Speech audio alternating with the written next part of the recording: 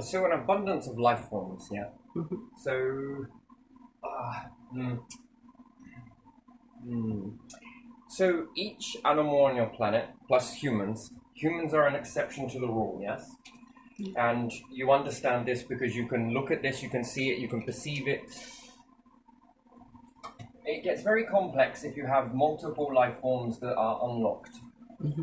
Yes? Yeah. You think how complex it is with humans, yeah? Yeah. So if you had a large amount of life forms that had different complexities, and then you would probably say, well, why don't you put it into one human then? All of that knowing and uh, it doesn't work. The system is just not good enough. It's like trying to install faster processors in old computers, yeah? Yeah. So you have a filtering system. So I'm just going to label that as F, as a filtering system. But what it allows you to see, so your mind is beyond filters. So how does that really work? And you've got to understand that this mechanism is huge. Attuning you, Mm-hmm.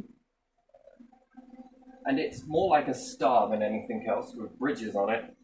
And whichever one gets extended outward will prepare your eyes to see and your mind to process the data that comes in. So you know that if you're seeing everything in the atmosphere and your brain was designed to see it, if it wasn't filtered out, there would be no point in having eyes. So you understand that the internal third eye, it's also known as Charles Bonnet syndrome. Blind people get it. Mm-hmm. I have it and it's never gone away. Mm-hmm. I've always had it. And it's quite amazing thing, to be honest, the way it pushes through reality. And yeah, it's pretty impressive. It's a tool. It's something that could be utilized, and it's possibility that it can exist at the same time as having eyes. So you'll notice that people who are blind become more aware.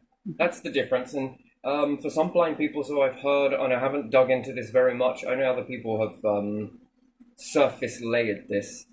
That is an ancient doorway which is very close to vibration. Vibration was one, so we go vibration. And if you want to understand that third eye,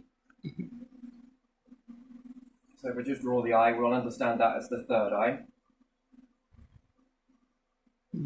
Based on vibration, and then we've got feeling. We've got feeling, what you feel. And it's not a case of what you can feel by someone touching you. It's like that, but amplify it. Mm-hmm. So if you don't have ears and you don't have eyes, amplify the third eye and amplify your sensation and what you feel.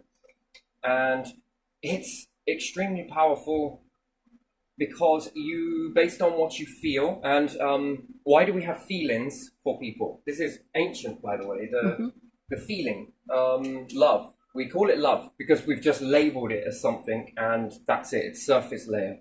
Again, if we're in the time frame of how long you exist for in a love relationship, true love, authentic love, love that is, think how much you can grow love if you had more time. So if you're limited to X amount of time, Yeah. then think if you had more time and you lived longer, how much you could grow that. And again, you have to be aware of it. So what is love? Love is a surface layered, it's a statement. Like, what are you feeling? Well, let's label it as fear. Oh, thank God we give it a label. You shrink it. So you're basically shrinking the problem. And most people look at space and think, look how big and vast it is. I think you look how small and tiny it is. It's very small. And but that's because to your perception, it appears so big. It appears empty, but it's actually not. Again, it's another filter. It's blocked off. You would never travel to other stars because you would always see the noise, the static, the interference before you would see anything else. So therefore, you would never venture out. You would stay in the planet. So by design, you've been tuned, and you think of it as the Mayan calendar, but think of it as much, much bigger, right? And it's weird how things get lost over time. The information gets twisted, That's why it's very dangerous to twist things and hide things and go to battle and then change things. Or we could look at the pyramids, and you could think that, oh, it's just a no, it's not all of it. You're seeing a part of it. It's a star with a centerpiece. The pyramid peak versus the outer, you would say they were ramps. You'll say they're ramps. Yeah. And the ramps are more brittle than the actual structure itself. We understand this. Build a brick wall.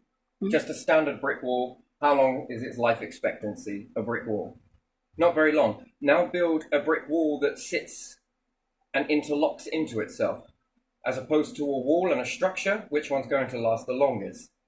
Well, I've seen a few walls that have been left over from the war, and really deep in the woods, someone's built a wall, it would appear, and it is just fallen apart. But yet, the wall fell before the structure. The structure still stands, which is further in the woods.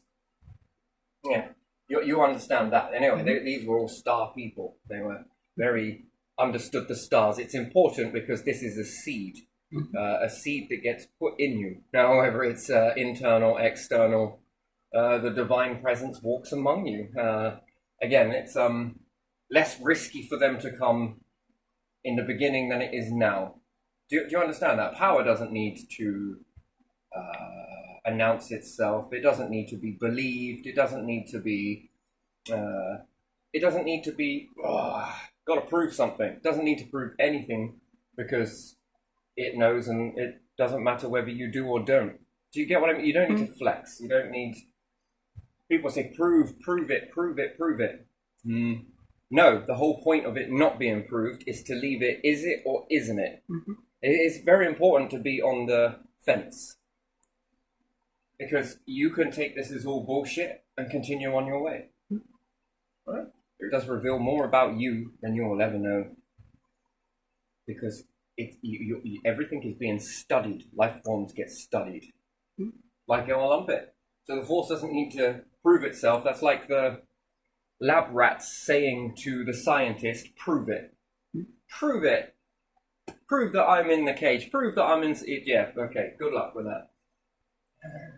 Yeah. So, yeah, let's see. So the third eye is a very important tool. It was. And you become more aware of it.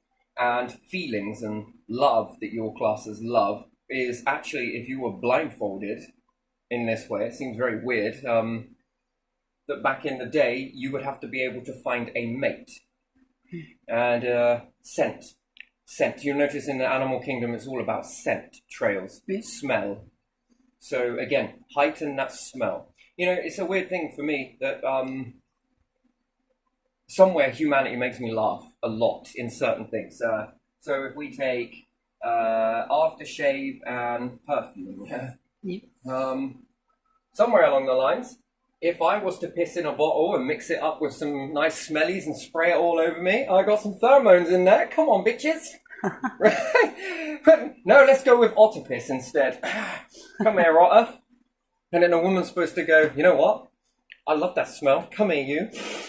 Come here, otter. So you do get, okay. Right you are. So, that's funny. And another thing that's equally funny, who's wearing the perfume? I'm wearing the perfume because I like it, yes? The lady will say. And the man will say, I'm wearing the aftershave because I like the smell of it. And then it almost acts like a repellent to men. Do you ever notice that? That almost, if you've got a scent on you that's a perfume, how many men go, oh, I love the smell of that perfume? No. Doesn't happen. No, it doesn't happen. And how many... I've noticed this with some women. Some women will wear men's aftershave. Dab themselves up. And it's you know, I got on a topic with this with somebody, actually quite a group of people who were speaking about this, 9 of us, give or take, doesn't really matter. And it come up with all of these different aftershaves that they had, and I just asked the question, why are you wearing that? Well, because it makes women love me. I was like, but if it was true, then women would wear it. And then it got this massive debate going about aftershaves and this one's got pheromones in it and stuff. Yeah, meaning otter's piss. Does it attract anyone? But I don't know. With the pheromones? If that was really true, then no, it doesn't work like that. I think that women, if they like the smell of a perfume and you want to attract a woman, wouldn't you wear the scent that they like? Because then I'll be like, oh, I really like that on you. Oh, that smells really nice. It's something that I would wear myself. That's because it is. And vice versa for the man. The man is wearing the aftershave because he likes the smell of it. She's wearing the scent because she likes the smell of it. So if you were undoubtedly to swap this, you're not exactly going to call one thing and one the other just because they've... And it's amazing how we've genderized smell. It makes me laugh, and it's a deep amusement that I have that people have genderized smell. That is a female smell, and this is a male smell. And it was like, wow, you can do all of that in society, but you can't do this, this, or this. Wow, it's amazing how you can believe stuff on the surface layer. And then if we break it back, if it's a plant extract, or it's this extract, or right? You've got male and female plants. Yeah. And you've got male and female flowers. Mm-hmm.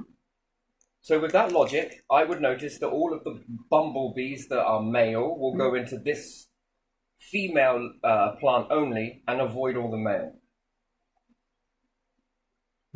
And then the females must go for the ones that are male and avoid the ones that are female. And then you wouldn't have pollination and different things like that. And then are women or men attracted more? Because again, it's a little experiment that if you separate all of the male plants, if you've ever got the time to do so or ever stop to think about it, it's just something that I just like to do. It's just thought provocative. It really is. And you separate the female flowers to the male flowers and then give them to two different people, which one's a male, one's a female. You would expect the male to be more appreciated of the female smell. But, you've got to find someone that isn't all, the fuck are you getting me flowers for? Yeah, because is this a move? Yeah, it's a mind move. But, yeah, generally, I'm around quite some comfortable people. In my life, I have been. And, I give them some flowers, and then they're sort of more like, what are you up to? Because it's never for no reason, right? And then you give male flowers to females, and then switch it around afterwards. And there's no difference. They appreciate them both the same, and there you have it. So if there was any attraction based on this and this, and perhaps they've got pheromones to the bees, and that's why the bees come out, but then the males must be producing the same pheromone as the female flowers in order to get pollinated. So... because you've got to cross the pollen. So I found that quite fascinating, and it's weird that you can tell the gender of a plant, and if it's correct, because it could be the other way around.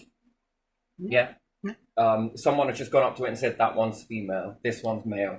It could be the other way around. Who knows? There is not all of them are this way, and then hermaphrodite plants. You would think that these would be more attractive in that way, because what is their type of scent that they're releasing, and but they still need pollination from other hermaphrodites or from other both. Well, I didn't pollinate these hermaphrodite plants. They were just such in close proximity that I guess that the slightest maneuver or movement on the plant would have knocked some of the pollen off. So they produced again, and what I found were the numbers were interesting, and then going again with these, and the numbers were there again, interesting. It's because it works with that cosmic code that it knows more. Although to you it seems like, oh my god, this is really bad, right? This is a hermaphrodite plant. It's amazing how many times people kept telling me that, Hermy plants don't do this, they won't grow, they don't do... They're just going to accept it. It just seemed odd. But it sort of goes against that principle of it just didn't make any sense. And I theorized that we all come from hermaphrodite, which we did. I don't care what anybody thinks about that. It's my opinion. You are entitled to yours. But for me, we come from hermaphrodite, single cell, da, da, da, da, da. And then, yeah, when the numbers begin to increase, you know, it's a numbers game, right? Life is a numbers game. Bacteria divide, divide, divide, divide, divide, divide, divide. And they do it very quickly because they're not given to last very long, right? So if we ever see bacteria mutate, which if it does, it will become genderized. If it does, you've got a situation on your hands because you haven't paid attention to it, right? So if we look at it as humans, and then you've got hermaphrodite, there again, hermaphrodite. Now, let's say that's how life forms, yeah? And let me show you how it doesn't work. So if we have male and female, yes? And we also see this erupting in the codes right now. So it will be an experiment to pay close attention to the squirrels that can't find females. I think this will begin to alter the genetics in the squirrels, which should then start triggering hermaphrodite squirrels will come. Because the signal is being sung, right? So male squirrels that can't find females start deforestation and destroying woods. They also get more aggressive with one another. And it looks like that it's going to reach extinction, yes? So if you have male and female in the beginning, what are the chances of these finding each other and reproducing? And what's the guarantee? That's the thing. Now, if one of these gets wiped out, and remember, life is still coming together in the moment, so it means that something can happen in the male pattern that removes the males or female, and you can have a male that could get wiped out. And then what's the cause of attraction? We often take it for granted. Yes, there's evolution, and why am I talking about this? Because it leads on to the third eye. So if we go back in time and you've got the third eye, and this is building up your environment based on vibration feeling, which is the most advanced version of an ear. It's the older one. So you have vibration and then ear, V. And then you have the third eye versus your eyes.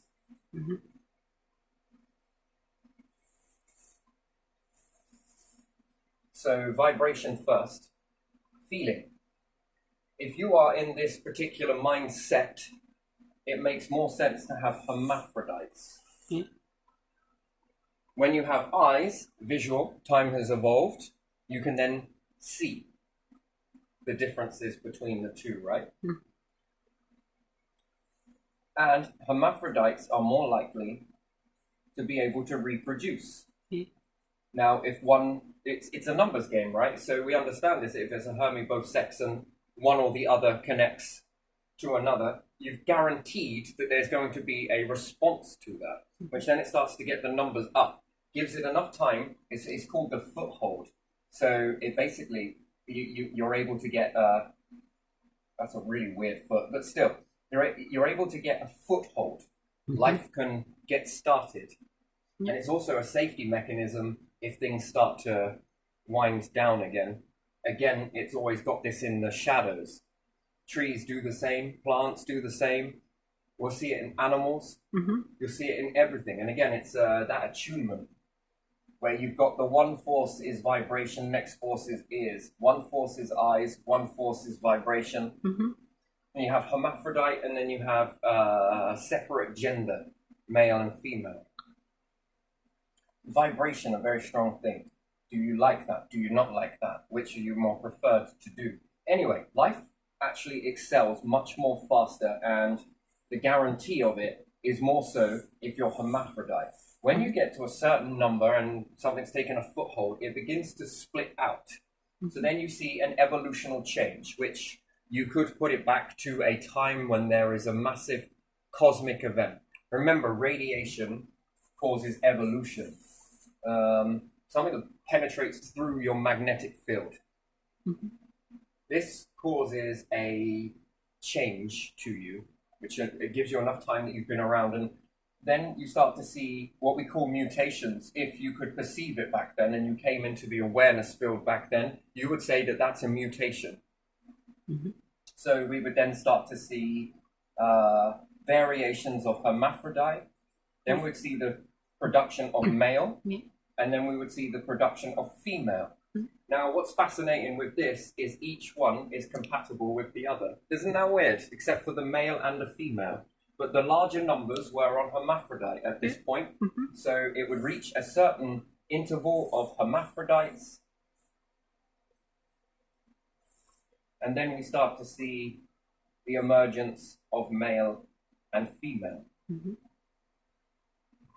There are other evolutional changes before it reaches higher until it becomes the graph that dwarfs. So in the beginning, you don't see any black holes.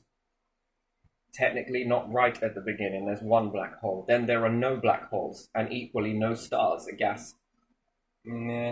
Shades of grey. Then you see the emergence of stars. Then you see the emergence of waste. The waste is creating more and more denser objects, which then is creating gravity. More mass equals more response to. Again, if you could see what is going on, if your brain wasn't filtered and your eyes weren't filtered, then you would see what was going on. You'd have the vision. But again, it poses something. To remove something means that you lose some information, but it has a better outcome because it means that you won't stay fixed on your planet, because it will allow you to leave. So whatever is revealed, something is lost. Whatever is hidden, something is gained. Wait, no. Yes, something is gained in something that is removed. If you were to see it, something else could happen. And very quick calculation, if you could not see, and then if you could see, so time gave you enough time for the hand to begin to craft what needed. It needs to look at it. Not all life forms in this universe or biome are identical on the frequencies. These are all shifted slightly. Animals. And this pinwheel is massive. I haven't got the arm length to draw it or the board to draw it. So, how can I say this? What is seen with one might not be seen with another, and another might not see in the same way. So, imagine a being with no eyes, no ears, but could still see you nonetheless. That becomes very hard for you to accept that. So to see a being that doesn't see itself, but it can see nonetheless by using this process here. Now, being able to get into this with technology, again, a little bit ahead of myself, but I'm going there anyway. So eventually you develop this. So this becomes slightly unseen to the masses, right? The masses do not see this. Something happens, you go blind, and something tries to reconfigure, but I think that the less you use these gifts, the less they diminish out. Yes? Because the eyes take center stage. These ones that didn't develop any eyes develop a third eye that becomes more enhanced than your eyes are, or equal to your eyes. Then if we look at cats, their receptors in ears and bats, they see with sound. They also are really good at seeing with sound, that they also see vibration. You feel it, they see it. There's a massive difference, and they can build a profile of their environment based on their receptor, the strongest one being the ears. So they can see with sounds. So their vibration instrument is much, much more stronger. They evolved, but they didn't let go of so you would call them a calculator. In terms of compute, you do this with computers, but you don't realize it. You just think that you're doing something, but don't really look at the concept or the mechanisms behind why you do it. It's because it's being done. There's the difference. So it's already being done, and each frequency is adjusted. Now, anyway, so these ones would see with their inner eye, these beings, but they wouldn't have eyes. They have no need for them. And they don't have ears, in a sense, but they could have ears, but they could also have vibration. They could feel you. And based on this whirling, and there are stuff that you don't feel in the environment because you're born into it. So it's hard for you to see something that because you have to see a lot, or you have to be able to take yourself away from the plane that you're on in order to look at it. And then E.T., as they would say, they'll come down with massive eyes, and the Greys have big, massive, bulky eyes and ears or no ears or this, that, and no. They wouldn't have ears or eyes, but they would feel you and see you in a format. And then it poses the question, who's seeing accurate? Which one is the real one? Because when you've got two, which one is the real one? Then when you find out that there are 3 ways to see, 4 ways to see, 5 ways to see, who is perceiving reality in the correct way? Then you've got ears that see. Now who's seeing reality in the correct way? And this is a spectrum that can be tuned, and each one has, so again, their ears would not be any good. The eyes wouldn't be any good if they were picking in all vibrations from everywhere. So they have to delete a lot of vibration in order to pick out a certain vibration that builds a map of the environment. And this builds a picture in imagination for these. Cats are very strange beings. I find them quite fascinating, the way their eyes... If you ever study a cat, you'll notice that the light that comes out of their eyes, wherever they look, it's like little torches. So some eyes are, I often believe this, a black hole. The very stuff that's in a black hole under the pressure in the eyes is drawing in light as well as it being pushed. And I believe there's a speed of light, and there is also the speed of darkness. Both of these two together is impressively, it's incredible. The speed of light outmaneuvers the speed of, the speed of darkness is faster than the speed of light. Believe what you want, but yeah, hold on to your textbooks if you need to. People admit this, and Einstein admits this without admitting it in his own theory. He's pondering it. Or, it's not Einstein, it was, who's the dude in the wheelchair? Stephen Hawking. Stephen Hawking. There you are. That light can't escape a black hole.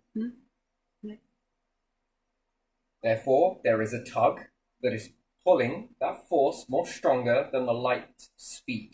And therefore, the pull is more faster than the light.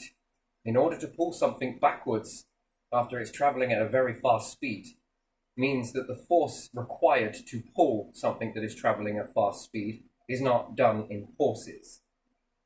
Brake horsepower. No. If something is traveling at 186 miles per second, that initial grab force on it, and then that pull force backwards from it. And if it's massless, there would be nothing to grab. Do you get that sort of understanding there, that there is the initial force,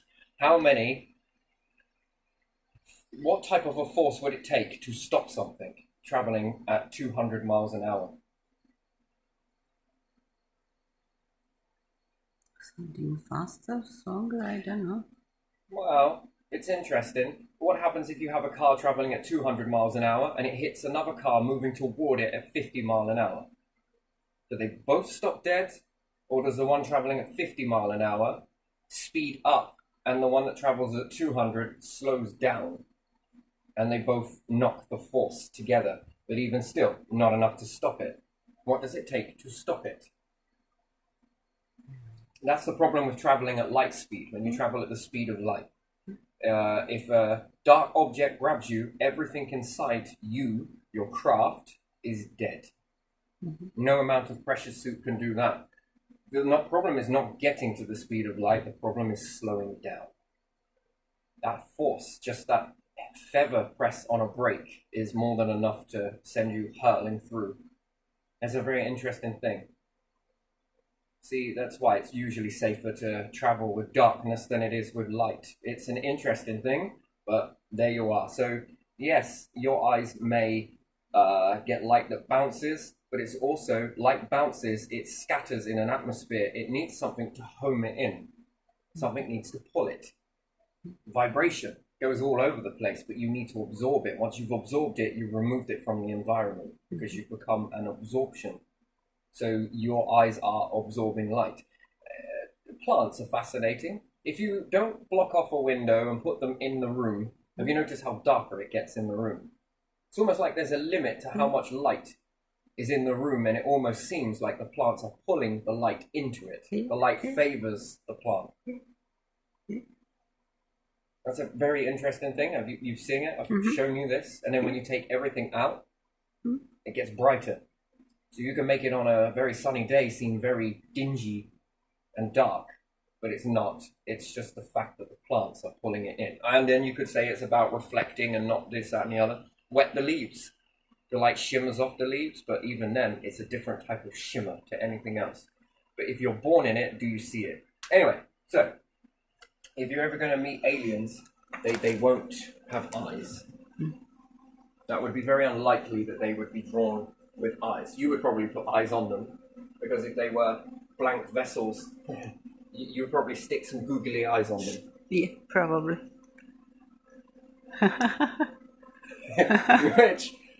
which could be like an in-house sort of joke, right? Yeah. But even still, they would see you nonetheless. But it then poses the question of if sight is so... Yeah, we often are born into... I say we. When you are born into the noise, you find it really hard to think outside your construct. So if you think alien, you'll think that they're going to have eyes, you think that they're going to have hands, you think that they're going to be this way. What if they found another way to lift stuff? And again, you're never going to be the same as what you are. Take pictures before you leave your planet, because you're going to evolve. You're going to become globular. It's a bit like blobfish deep in the ocean, and you lift them out and they change. Now put one of those in space. You don't stop on land level, take one in space.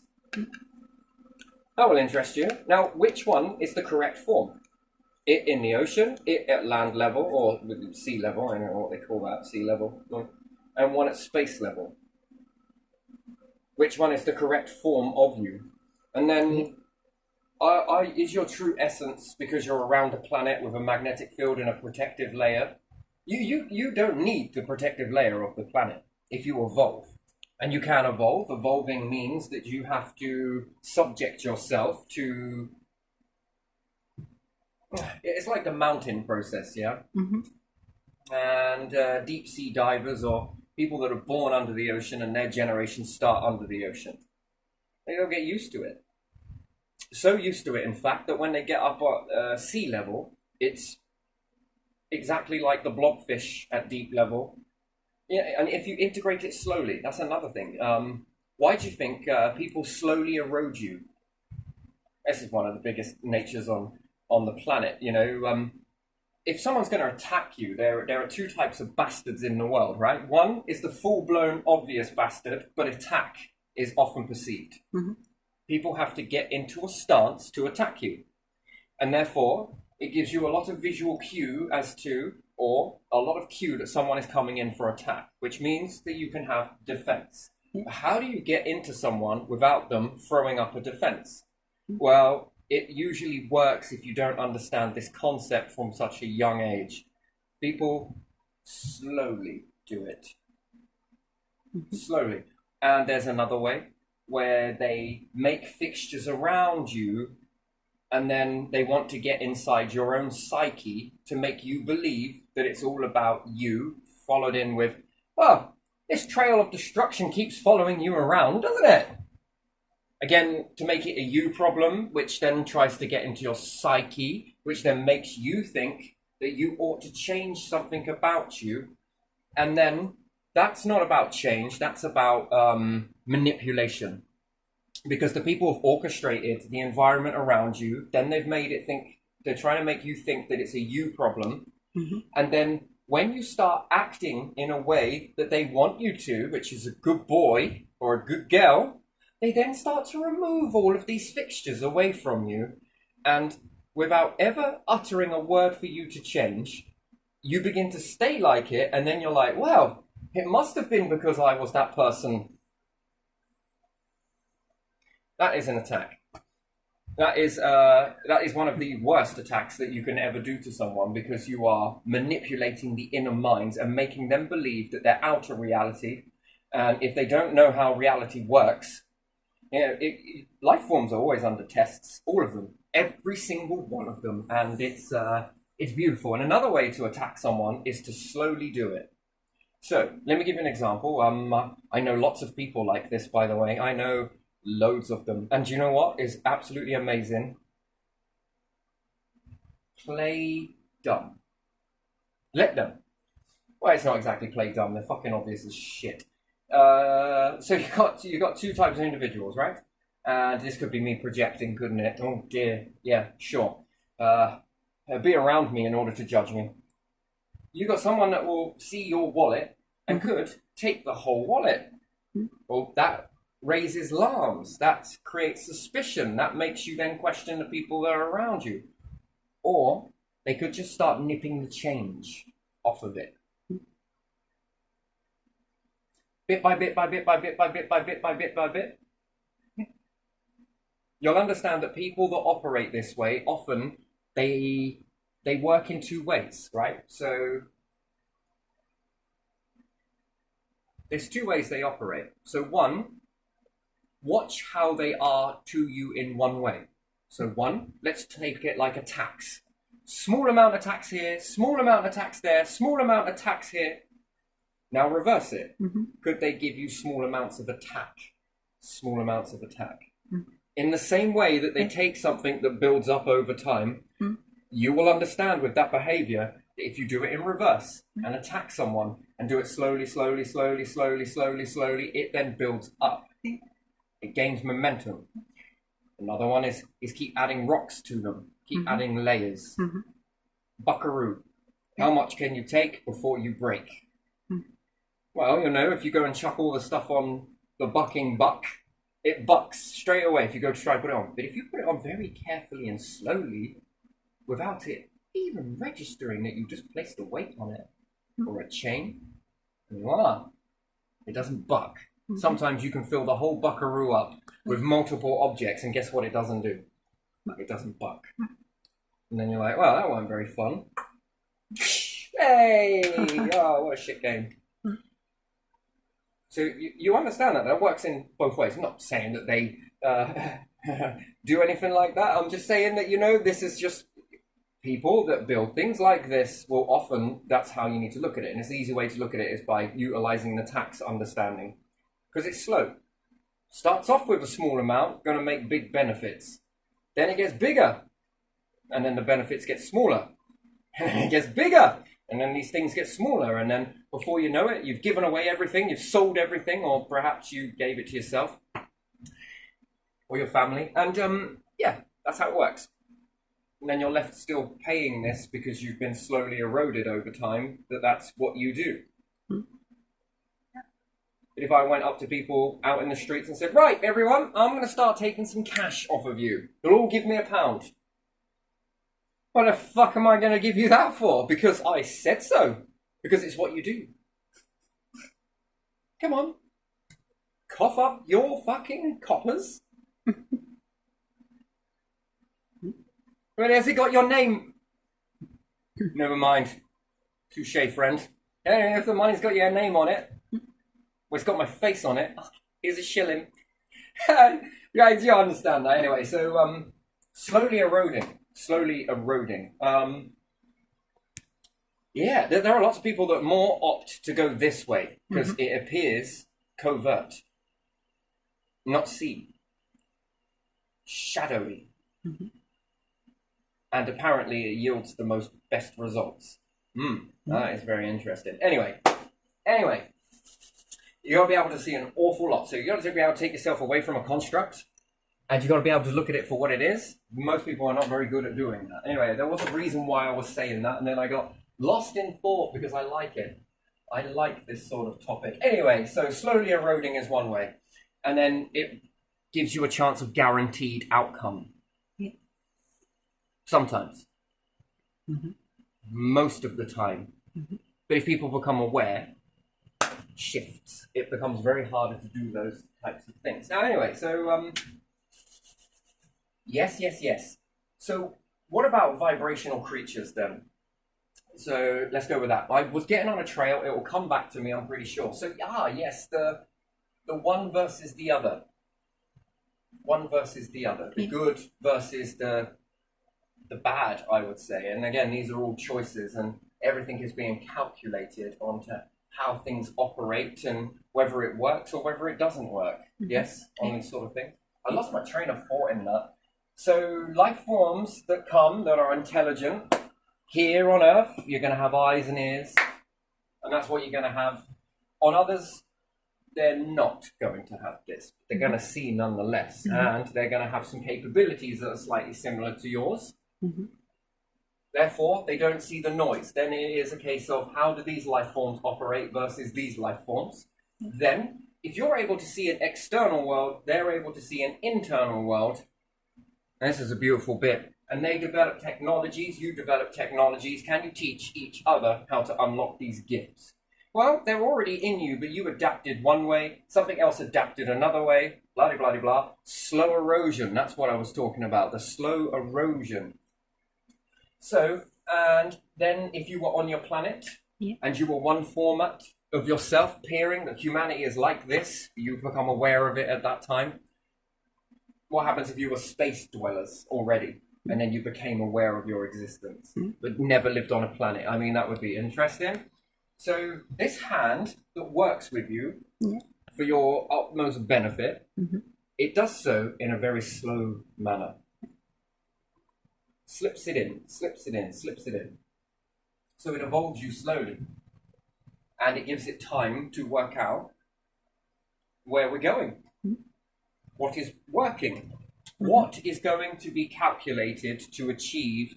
Hold on, don't aim it this way. What is going to be the most achievable outcome that guarantees that life forms reach the objective? Slow erosion, and you have to look, right? You have to come down and experience something, yes?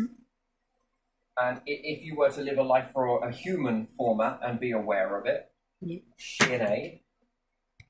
as a human format, and then you go off and live this format over here, whatever it names itself to be, its identity. Human, this one, you got to work out what's best for it, and what is the overall agenda. And there is one. Because it poses the question, if this is why we say that life's limited. So you living as a human is highly limited. If you think that you could combine this gift with that gift, and that's if any others understand which frequency they could be, what do you think existence beyond this one could be all about, with all of that at your leisure? And then there's a language being built in this. A language, a communication pattern. They'll have to communicate with one another. Do you think moving things with minds is impossible? No, it is possible, I think. You think it is? You think that other life forms could do this? Yeah. They just have a way of bending things at their whip. And again, that would be such a difference to you, wouldn't it? That would be, fuck me, that's alien. Yeah. Do some frequency or something and move it with your, just thinking about that frequency or making that frequency. Indeed. Can you imagine that? And you would think that would be easier. But they would probably say while they had that yours would be easier because you got hands. And then which one gives the best objective out of all of it? Which one poses the most betterment? Which one creates life to flourish? After all, you've had something removed that you can't see something, but it doesn't mean that you're blind to it. Because the mind, yes, may be limited to the tools that it uses, the eyes, may not be able to see all this shit floating around in here, might not be able to see the pieces in between space because you haven't been designed to see it. However, you know it's there based on your feeling. So your feeling or your pull or your observation with this tool doesn't completely blind you to it, but it still gives you that, is it or isn't it? But you miss the bigger picture of, if I could see it, you know, ask the quality question, what happens if I could see it? And it teaches you to look for the hidden magnets. You know it's there. You can't see it. It insults your senses. But again, it often sticks to things and repels things. So it moves things with a force that you can't see. Now build a life form around that. Maybe they can't influence all objects, or maybe they can. Depends what part they come from. Can they maneuver metal in the same way magnets attract it and repel it? But turn it on and off. You know, having that force of magnetism, but being able to turn it on or off. You've got it slightly because you can repel people and you can attract people. Do you ever notice that? That you do have a repelling and attraction force. Yeah. But yes, love has been lost a lot along the way. To really activate it, it's incredible, by the way. It's incredible. But anyway, that's another story entirely. Those would be your alignment inside you. Man, I really threw my train of thought on that one. But anyway, to be able to move things with the mind would appear to be alien. To be able to see without actually having any eyes or ears would baffle you. That would be what, psychic? It would, wouldn't it? That would be incredibly psychic. If you came across those beings, you'd be like, fuck me, they're psychic. Maybe they have hands. Maybe they have stumps. Who gives a shit? They have very small hands only. Like, or maybe they've got really large hands. Yeah. Who knows? The point is they've got some sort of waveable limb. Yeah. And you sort of wave to them and then... Maybe they wave with their nose. Because they don't have hands. Maybe wiggle the nose. Yeah, or ears. Maybe they don't breathe. Yeah.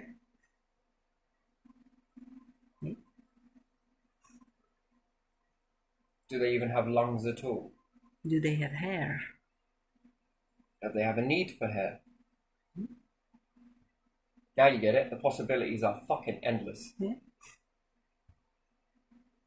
Maybe they don't have lungs. Maybe they have an ability to just absorb gases just by being in it through the skin. Yeah. The skin action breathes. Yeah. They don't need to. Do they need to eat? Is their energy chemical? Do they get their energy from a chemical environment that they're in? So they'd need a chemical suit. Yeah. That's all possible. Do they operate like solar panels? Are they much smaller or much bigger than us? Another question. Do they build darkness around stars to harness the light and then move the stars closer to others? And then when we see this pattern emerging in the sky, and you're like, wait a minute. They've been hopping from one to another.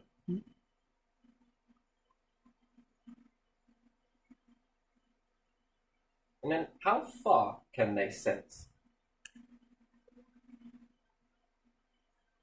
How well is that gift to be able to see you without actually seeing you? Yeah. And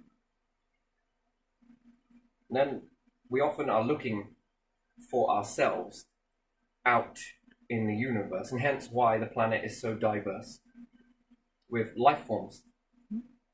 You ever think that it's odd how much of a variety there is here? There was more of a variety, but think about the variety of life forms you have on the planet. From the small to the big. Yeah. All right, it all shares a similar blueprint, but that's because you're tuned to. But we often expect to see life forms with eyes, that have a nose, that have ears, eyebrows, hair. Yeah, we compare to ourselves. We are expecting maybe different shape of these things, but we expect them, don't we? Yeah, we expect them to share a attunement that is natural to hear. Yeah. And this is when you then begin to understand that this place is far more bizarre. I say beautiful, but you'll say bizarre, that this place is bizarre. Living here is one thing, then you think that all that is fucking fluky and weird. But anyway, so they would build gifts up that would be very much different to what you have built. Now, which ones are more successful in that? That remains to be seen. Life often sorts itself out, or it doesn't. It dissipates. Lessons learned, lessons collected, whether it's ever needed again, here's how not to do it. Can it be tweaked and redone? Depends on where this is. And this wheel is massive, and even the slightest movement of it changes the dynamics. And then you could say that that's a God computer. And God meaning the whole version of the divine, the collected. That's a force that is probably labeled in whichever way it comes. It's not a man.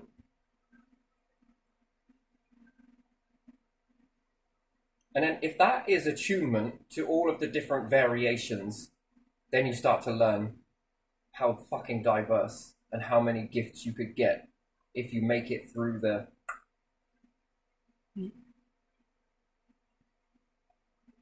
Think of what this universe could create you as if you didn't need all of the constructs that support you right now. But would you ever create a life form right in your own backyard and then release it? Well, think about that. Would you make any life form here and then let it go?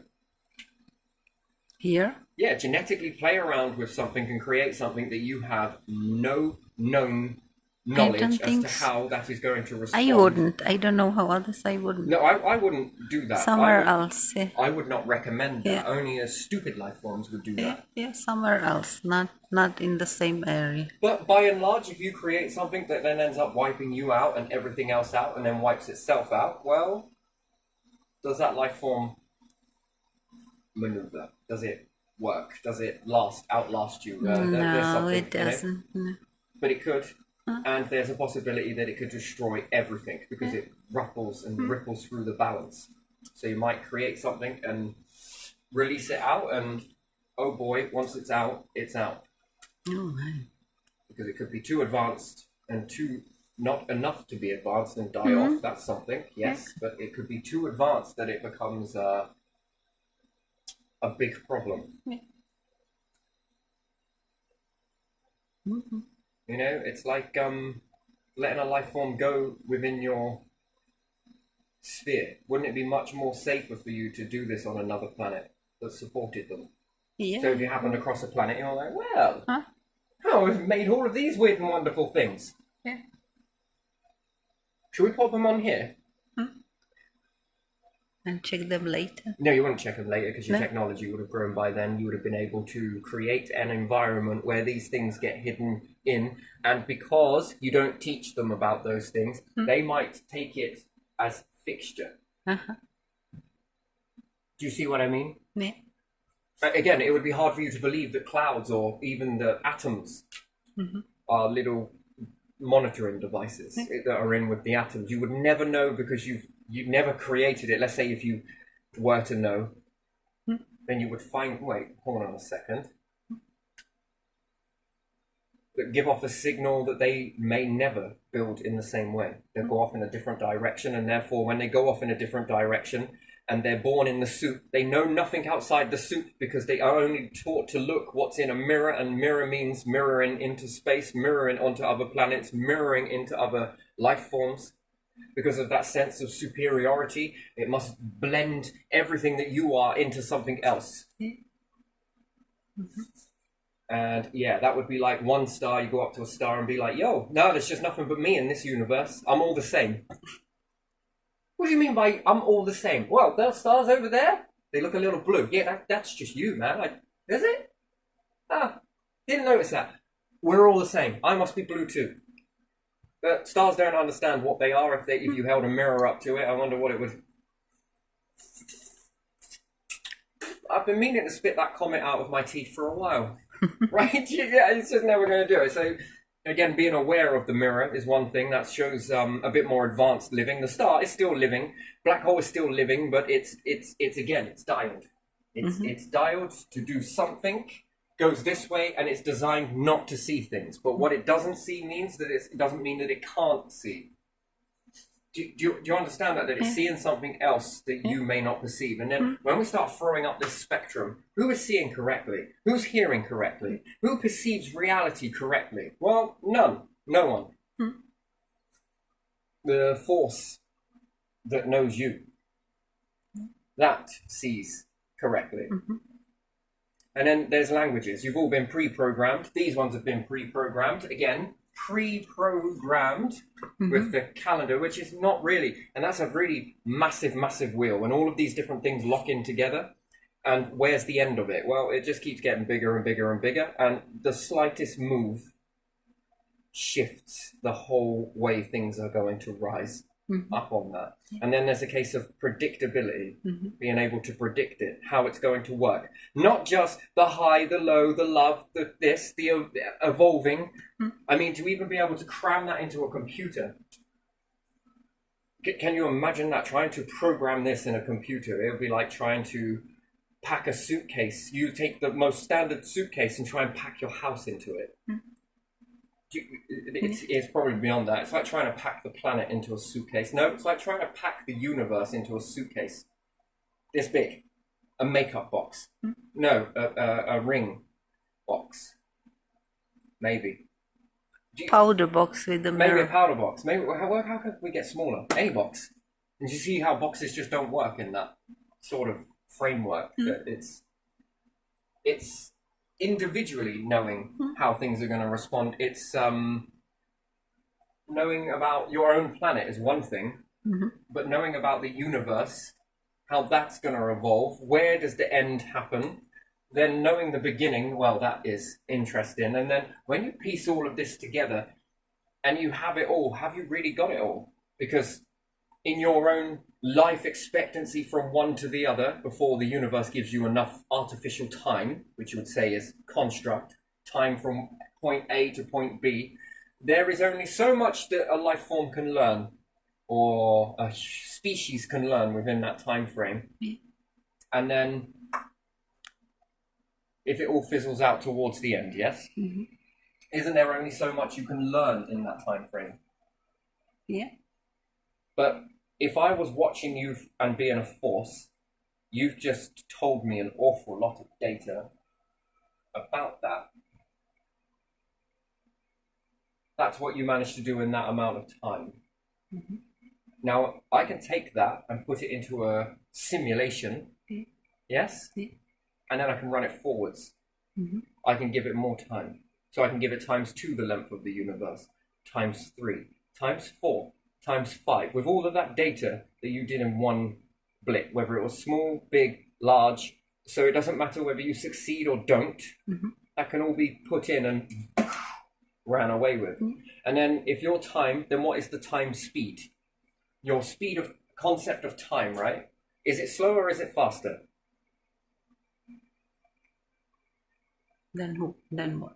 Let's say God realm, divine. What's their speed? It must be faster. Yours is faster. You are smaller. Is it? What, so you would say that they're bigger? What if they're smaller? I don't know. I never imagined that. Anything powerful would always want to be smaller, because the smaller you become, the larger the arena. So what happens if you could shrink yourself down in space? So we'd look at space and think, fucking hell, there might not be enough room. What would you have to do? Shrink. Then how far smaller could you go? Where does it end? If you became bigger in space, what would happen? You'd run out of room.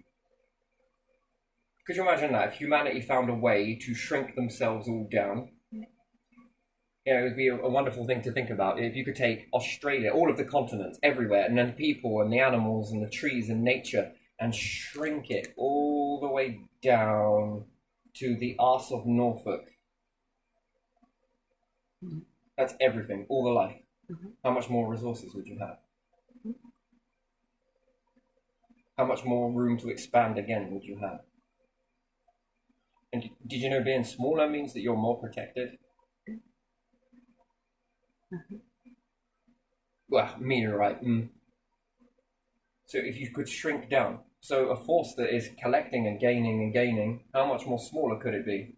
Or how much more larger could it be? See, that's a perception as well. You are a certain size. Why? Because you're going to grow to this size, you're going to be placed on a planet that is this big. This means that you're not going to be able to see these things, which is then going to make you look up when events happen at X, Y, Z. These events are going to happen, which are going to make you start questioning. You're going to have really rare resources on this particular area. Dush. All of these things speak to leaving. Well, it could also speak in an opposite world where you could shrink your numbers down to a 1% and expand again. If you've got time. Again, that doesn't work. That makes you more vulnerable to anything that decided to go the opposite way to you. Safety in numbers. I might replace it with robots. Well, that also poses a problem. You don't see it just yet, but if you were to replace your population with robots as opposed to grow with robots, have one robot per person, then 2 robots per person. It all depends on, it's not about what the quality is inside your mind. No, it's the quality of what you can program into a robot if you had the freedom to do so. What task would you get it to do? That's the question, isn't it? And then if you've got another one, and another one, and another one, you can have as many robots as you want. But if you lack thinking capacity, and you are pretty much in this mindset that's very small, you're going to be limited to what you are able to think for those robots to do. It's really easy to get robots to build an empire. It's really easy to get robots to do all the things that humans did. Now think outside of that paradigm. Is intelligence about this, or is intelligence about this, or is intelligence about this? And you would want to know which one is a real intelligence, right? Because isn't it sharper minds, better minds can program robots? Yeah, they can all be programmed to do stuff, but what individual task can they do? Do you see how people will begin to build their own empires if everybody had robots? Plus their family would build, plus their robots would increase. Robots know how to build other robots, and then you would have to give them ideas. It's no good having them be autonomous. What are they going to do in space? Someone has to tell them to do something. This bot you need to go over there and get me some of this. You need to go over there and get me some of that. You'll need to go and find some of this. You need to build these in order for them to send that stuff back that they find. These ones need to do this. This one needs to do that. And before you know it, bop, bop, bop, bop, bop, bop. See, lots of people doing that in different areas with the freedom to do so, it's very important, come together to clock up this massive experience, what you could never experience on the Earth. Because one, there's too much rarity, there's just, it's been designed this way. This is the way it's designed. Then when you begin to evolve, you know, that's the one thing that you'll know, that you're going to evolve in space. You're going to evolve. The bones are probably going to disappear. They're not needed. They're dead weight. Evolution cuts the dead weight. And it will utilize this energy to do something else.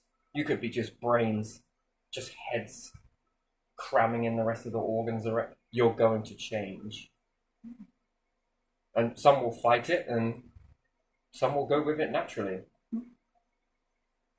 Well, if you had the freedom to do so, that would be the freedom to go, no, I don't want any of that, thank you. Are you sure? I can give you some of this stuff. Come on, take these tablets. Go on.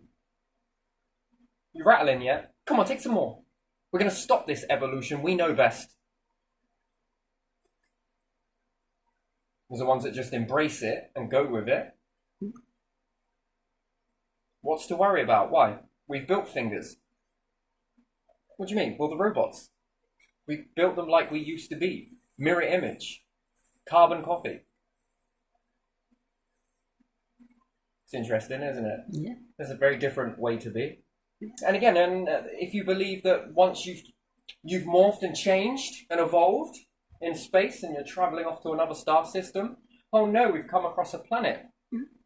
What are we going to do with all of these arms? Are we going to walk around like this? Maybe your legs turn into arms. And then you get extra set of hands. I wouldn't mind that. And then when you go down to the planet, you'll evolve again.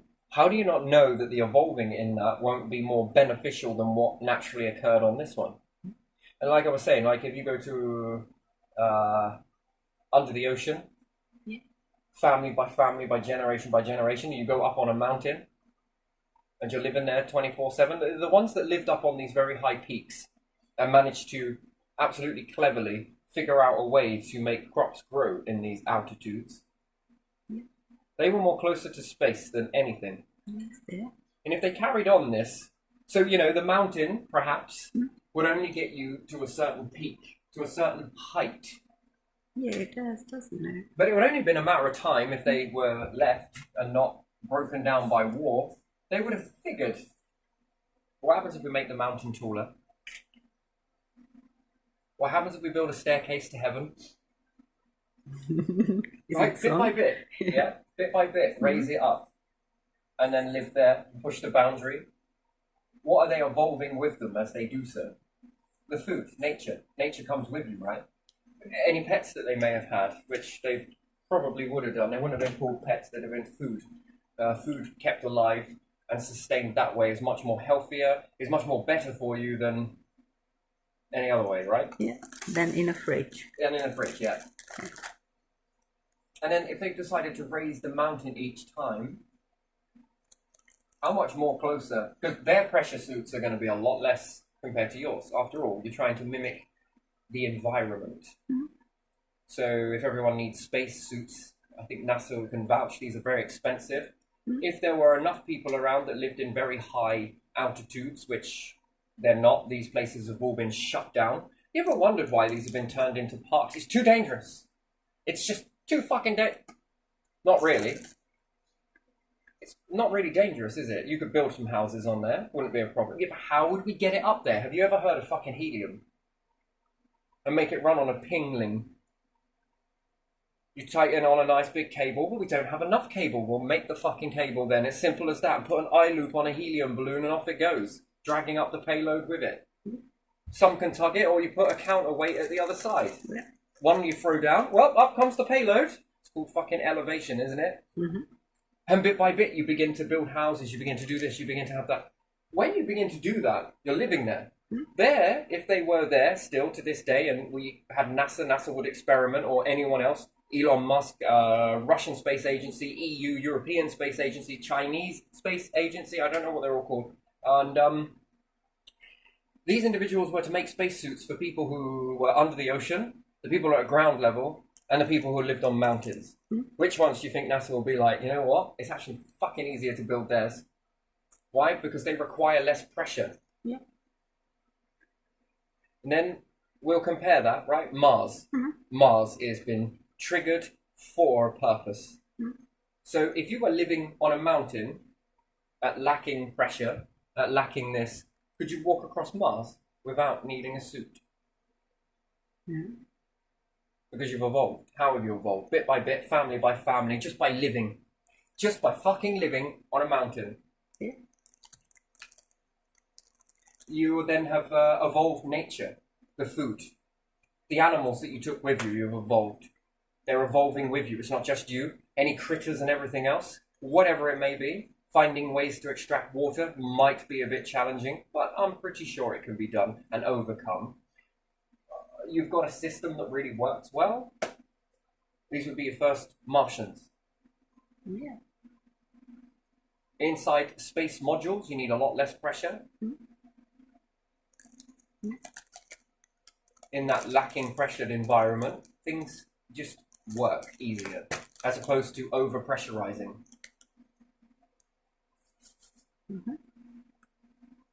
Do you ever think that humans could evolve to become space beings, minus the oxygen and gas ratio? But do you not think that the lungs would begin to improve? People would have enough time to investigate how to help it. Have you noticed how people who live on the equator know how to deal with the sun, the heat? And people high in the mountain People that live in cold can climates? breathe the air that we cannot when we come there just for visit. We have troubles, headaches and vomiting, and they don't. They live there. Because you deal with the environment. Yeah. You evolve, adapt. Yeah. And would it be true and fair to say that the body would adapt in exchange of that? Yeah. You'd see changes It occurring. adapts, yeah. Differences. Yeah. One fundamental one that we can say is our skin's ability to deal with the sun and our skin's ability not to be able to deal with the sun. So, certain types of skin are able to deal with darkness more so, and certain types of skin are able to deal with light, the burning, the heating. And then never mind that, you've then got endorphin rush from one for the sun. Too much is never a good thing. And then you've got some people who are living in darker places who are able to deal with it and less suicide ratio. Some nations with this type of society built around it seem to have higher suicide rates than individuals who are free. In Inuit, northern places. Inuits, they have adaptation for not needing to eat that much. They store fat. When they move to the civilization somewhere south, they become obese. Yes. Then Because there's a magnetic field. They don't need There's to fluctuations in that. eat. High energy charged particles. Mm-hmm. They're already adapting to that, but you're unaware of it. Mental capability is much more resilient. But where they're more structurally stronger at mental fortitude, they're a little bit more weaker when it comes to moving over where they become obese. Yes. Yes. And then perhaps depressed. But maybe a bit more resilience on mental fortitude at living isolated, as opposed to large numbers. So maybe that becomes overwhelming. Who knows? Maybe it's a yin and yang process, but their adaptability to already being isolated. Yeah. So that's already pre-Martian encoded into you. Again, if there was more altitude factored into that, you've got recipe for go.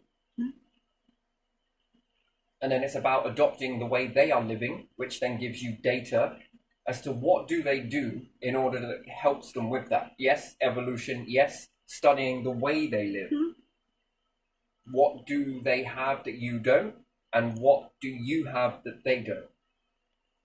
Because then that builds a profile. Because if you're going to make people work, alarm clock on Mars, I think that people would end up quitting. No, I think it would be worth to study the communities that live like Inuits, like people in Andes in South America, then somewhere in Himalayas, the Sherpas and people like that live really high, and then some around the equator, and some simply people who are kind of not in the mainstream average, the same stuff over and over. I mean, with current technologies that we've got today, there is no civilization chambers. And it sounds pretty damn cruel, but there you are. People that were living up on a mountain and had adjusted to it at high altitudes and got really high. If you make a decompression chamber for them, you could speed them back up to being able to cope with pressure. It would be nice if you're able to cope with pressure and then lacking, pressure, lacking, pressure, lacking. Do you ever think that the body would ever cast out the evolutional hand?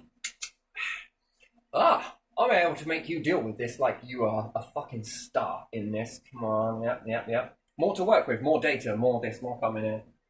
So, do you ever think that people can excel more in that humans are much more capable than we first understand?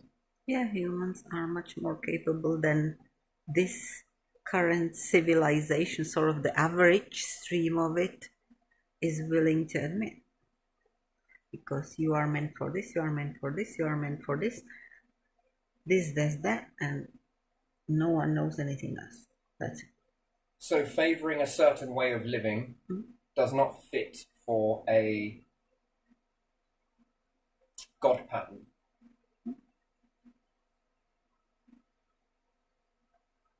A true path. I'm going to call it how it is. Do you ever think that this civilization is ever, in this current state, is ever going to get you to space? These are the people that hold They the don't reins. want to. I can see that they don't want to. Okay, so therefore, if they hold the reins and know what's best for you, and that they were holier than now, and they've been put into positions because of that, I'm talking about here in Britain. Yeah. Hey, I'm not talking about who's willing to change. I'm on about who knows what's best for you. But do they even here in Britain know what's best for you? They just pretend. Let's be realistic. Okay, so what's best for you in current civilization is you need to get a job. If you're a male, you must be a breadwinner. Breadwinner means that you're allowed females to attract around you. Women are taught that you need to find a decent man with money. Everyone heard this one when growing up. You ought to find someone who's got a stable job. You ought to get out there and get a decent job. And when you clutch these two together, wife is whinging that husband is not home enough, doesn't put into the kids. He's whinging about her because she wants career.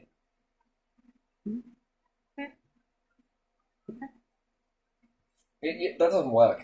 That doesn't work. And these are the architects that know what's best for you.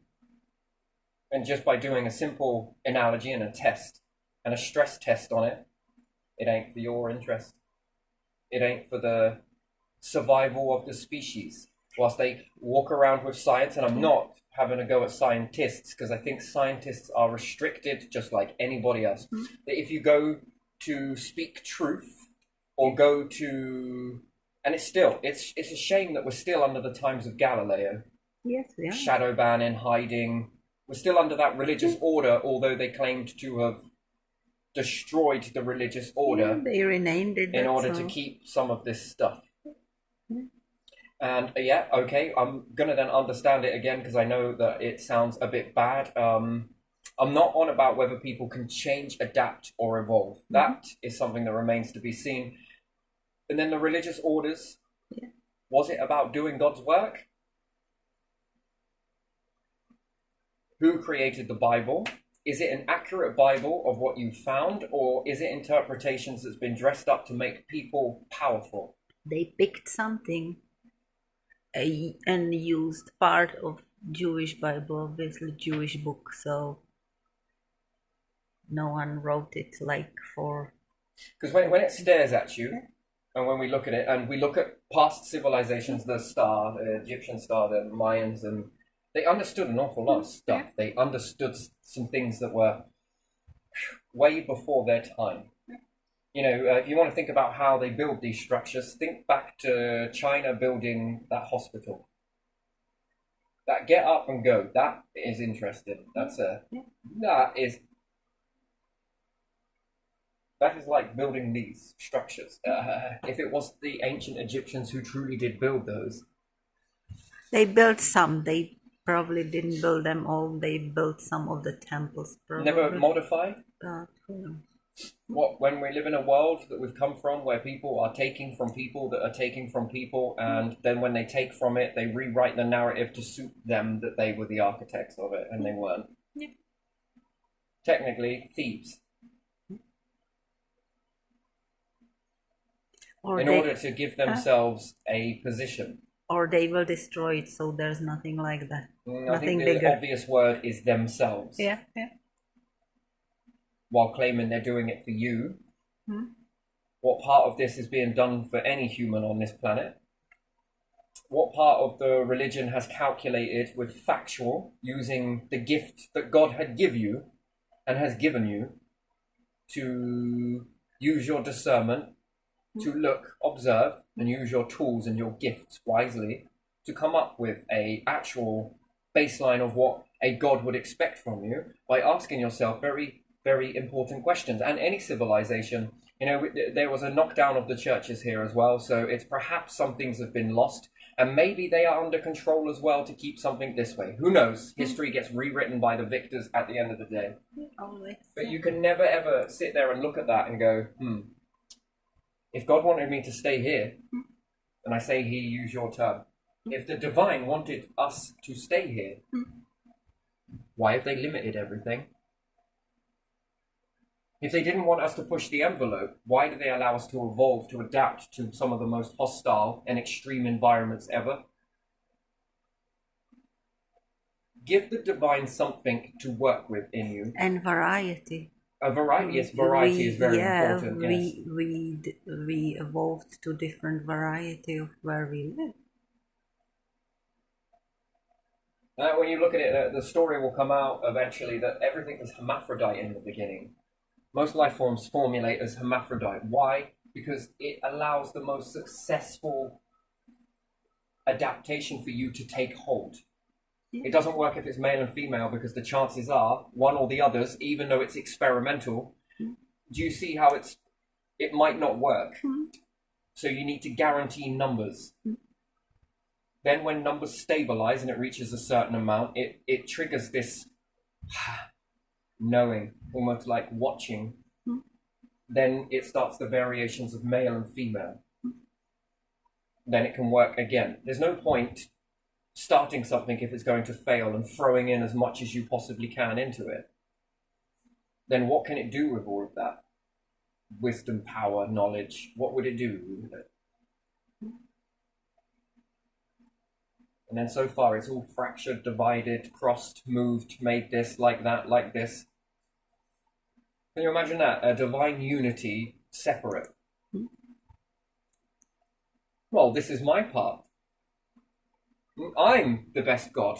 No, I'm the best God. No, I'm the best God. When it tries to seek order.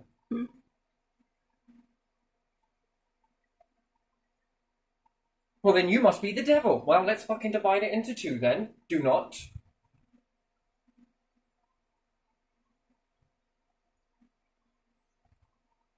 Now, with that much power, think about it. You're equal to. Let's just blow the whole fucking thing up, shall we?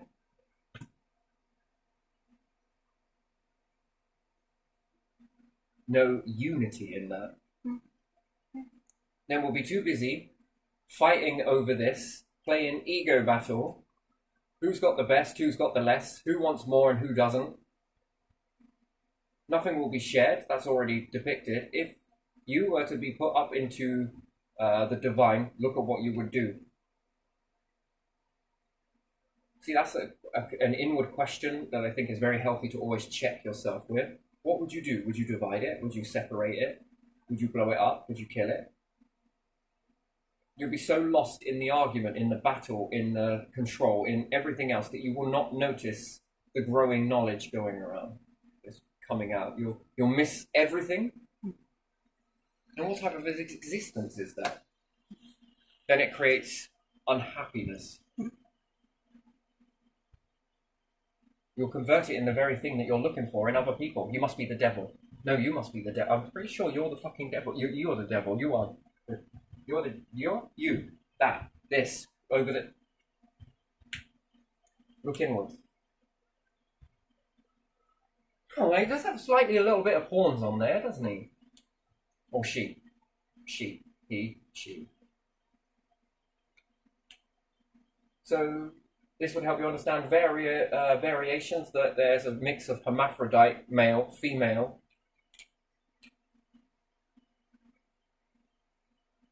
You see, and then if there's a massive diversity, if you ever reach it, I mean, there's no point collecting what doesn't go. If you begin to start to go out and you see that there are very different varying types of powers, then you'll understand something, won't you?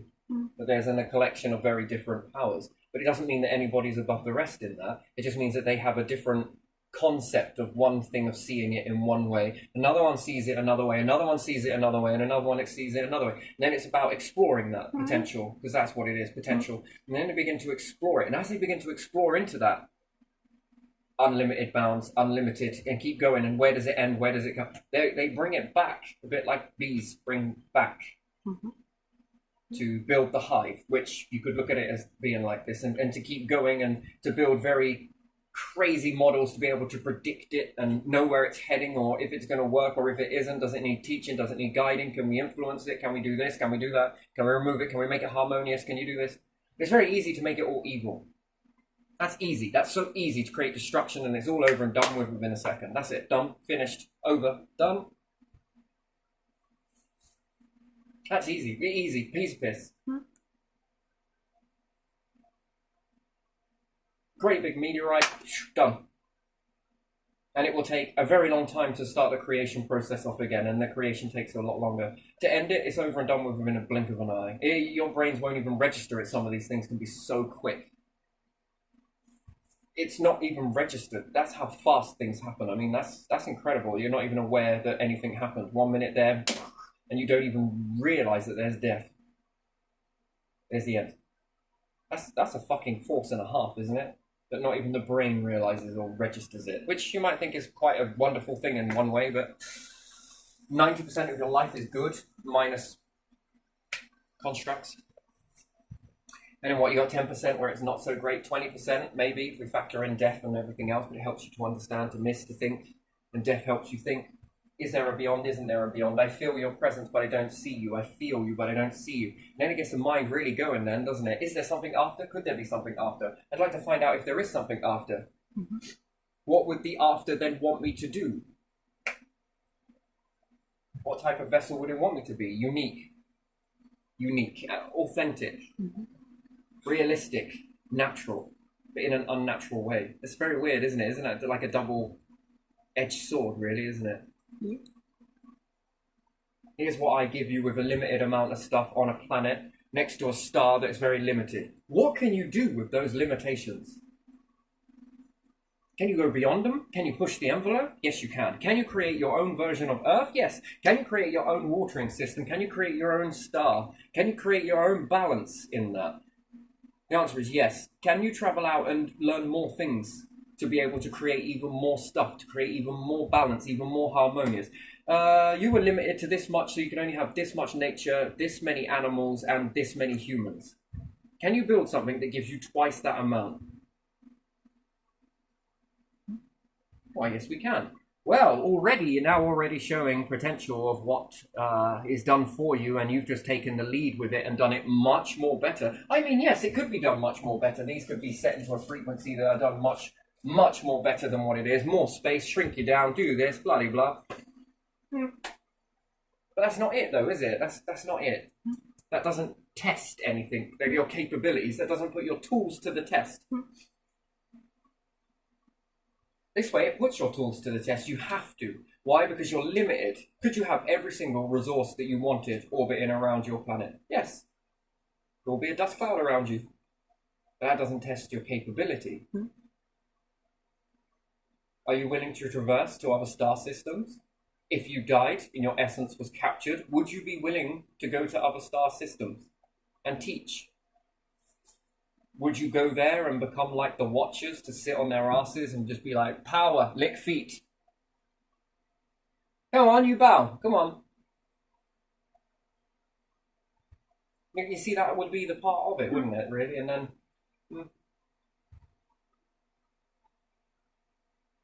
And then what biome? What could you do? Could you influence? Could you push forward with all the knowledge that you've learned to inspire, to captivate, to make other people think, you know what? We can actually fucking do this.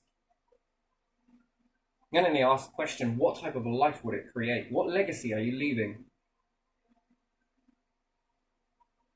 What envelopes did you push beyond? You did it yourself.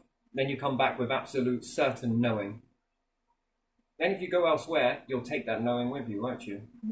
And you'll walk like, fucking hell. Why? Because you know what's capable because you already did it. And then you walk with that amongst others who are hesitant or a bit unsure or a bit...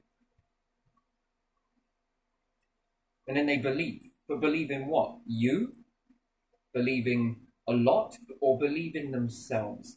That's what I think it should be about. Believing that all of you can have the capability to do that. And then that lights the rocket. Because that's the real power, isn't it? And then when you go back or wherever it is you go, you can either A, go in the knowing that they're moving forwards because of a result of your action, many other people's actions, which is everybody's action combined. Or you can go on and then create that and fuel that. That would be a better knowing, wouldn't it? And then that hand that went through you, that went through those, that went through these, that goes through those, and then they're going to come one day and become the hands that walk through others and others and others and others. And then what do you create at the end of that? A massive collection of believers.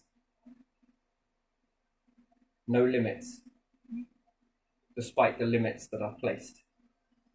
And then finding those edges and seeing where you can go and expanding upon it, a bit like the expansion of everything. Anyway, I'll leave it there. And is it or isn't it? Believe what you want. Disbelieve it. Don't believe it. Keep going your way, that way, this way. Really, it doesn't really matter, really, to be honest. So, but you know, it's about you going inward and asking yourself, which way do you want to go? Where do you want to be known as? What part of this do you want? Do you want the existence? You hate the existence. You want the teaching? You want this bit. It gets easier and easier as you go. It really does. It does. It just takes a little bit of a hurdle to get over before you get there. And then, yeah. Amazing. Right, we're going to leave it there because I've got things to do.